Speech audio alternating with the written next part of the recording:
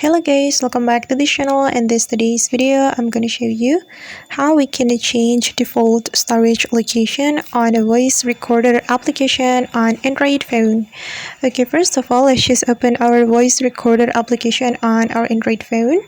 I'm going to open it right here. Okay, this is my voice recorder application, and we can click on it to open the application. And after we have this voice recorder opened, we can go to the voice recorder setting.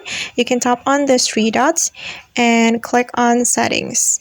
Okay, and here you can change the storage location. As you can see here, I'm using my internal storage and I'm going to use my SD card. So we can click on the storage location and we can simply tap on SD card.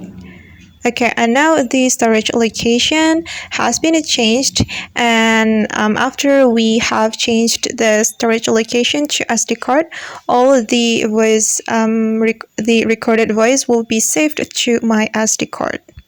Alright guys, and that's how we can change default storage location on a voice recorder application on Android phone.